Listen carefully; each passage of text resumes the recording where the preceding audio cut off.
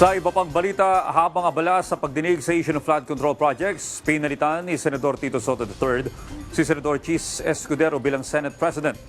Nagbabalik si Daniel Manalastas.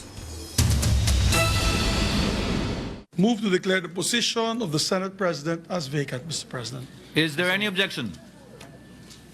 Hearing none, the motion is approved. Wala nang nakapigil sa motion ni Senador Juan Miguel Zubiri para mapalitan si Senator Francis Escudero bilang Senate President. Si Escudero pa ang namuno kahapon sa pagbubukas ng sesyon, pero nagtuloy-tuloy ang palitan at nagbalik si Senador Tito Soto bilang Senate President sa ilalim ng 20th Congress. That I will support and defend the Constitution of the Philippines. That I will obey the laws, That I will obey the laws, legal orders, legal orders, so help me God. so help me God. Most importantly, he was a traditionalist in the very best sense of the word, consistently upholding the rules and traditions that protected the integrity of the Senate as the nation's last bastion of democracy. With Senator Soto as Senate President, the Senate is in good hands. Kay Escudero pa nanumpa si Soto. Nagyakapan pa ang dalawa matapos ang pagsasalin ng liderato ng Senado. Sa problema sa korupsyon, sumentro ang talumpati ni Soto. Corruption is now perceived by our people to be in the whole of government. But with the political will of those in position and together with the vigilance and clamor from the public, we can fight this and bring transparency and true accountability that our nation deserves. I am your listener, your advisor if you so desire, your enabler for anything within my power to do so.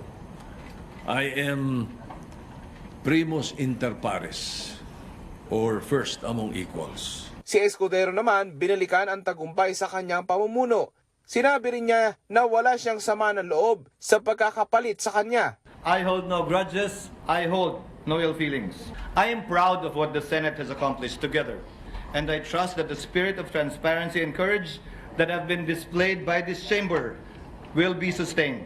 Tinimbang naman ng ilang senador ang posibleng dahilan ng balasahan ng liderato. Siguro yung nasobrahan na yung siraan ng both houses no? Na it has affected the institutions already. Yeah. Ako naman, I think yung mga issues kay Sen. Chis, kay Sen. Joel, that's part of the demolition job. But it's already affecting the Senate and we have to save the institution. Surprise. Sir, bakit happens? Wala tayong magagawa. They have the numbers. Kakampi ko naman lahat. Hindi lang naman si SP Chis. Wala naman akong kaaway dito. Wala naman permanente sa position, di ba? Pagka ginusto ng mayorya. Yung issue pa ng flood control ang nag-trigger?